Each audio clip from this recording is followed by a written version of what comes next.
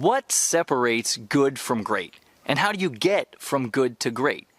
That's the topic of today's video from up here in beautiful northern Canada.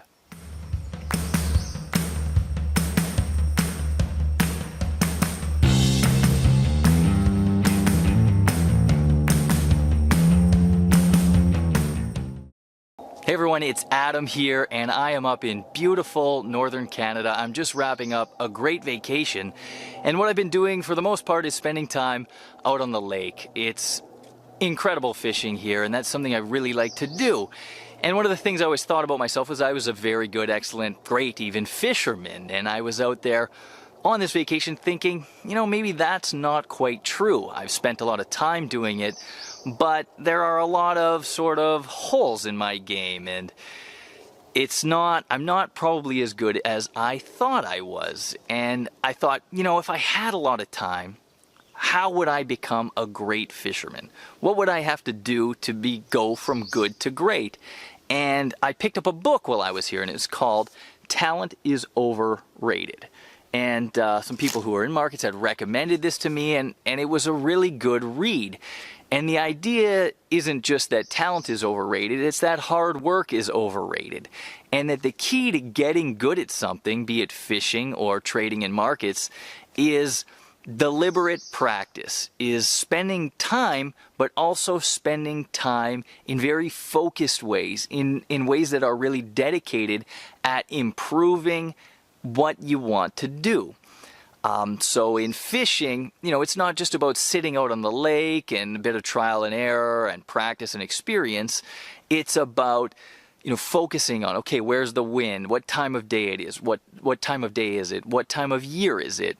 How cold is the water? What type of lure am I using? What color of lure am I using? What kind of bait am I using? All the million variables that go into it, and sort of practicing and changing, and not necessarily just being out there and enjoying yourself, which is kind of what I do, and putting in the time, but also spending that effort and deliberately changing what you're doing and finding what works.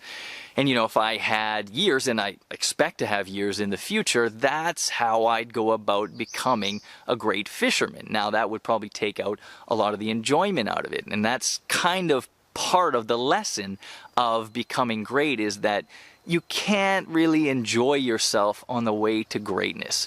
You have to deliberately practice what you're doing. And one of the lessons from this book is that even among extraordinary cases, people we think of as super talented, they've put in a lot of really hard hours. Sure, they might have liked what they were doing. Mozart might have liked playing music, but he didn't like playing it probably as much as he did, and he was pushed by his parents and himself, and put in a lot of hours when he was very, very young. And it's the same with trading. One of the things people say about trading is that you can't really practice. You can't practice when there's no money on the line. And I don't believe that's true. What I've been thinking about here is, okay, how would you apply deliberate practice to being in markets and into trading? And there are a lot of ways you can do it. It's not just about opening a demo account and practicing trading with $1 million and then trading with $1 million. You're practicing execution, and you might want to practice executing things more quickly, or executing things at a certain time, or setting up alerts and that sort of practice. And when it comes to real money, there are ways to do it as well. You might not want to put the same amount of money into a real account, but put something nominal but somewhat significant for you, be that $500 or $5,000, depending on your comfort level, but make it something that will be an interesting level to you. And you can deliberately practice different techniques. Now, one of those things might be holding a trade. You might have difficulty holding a trade for a week or a month or a year. So take a trade and just hold it for that long and experience what it's like, and just try to get through a whole year.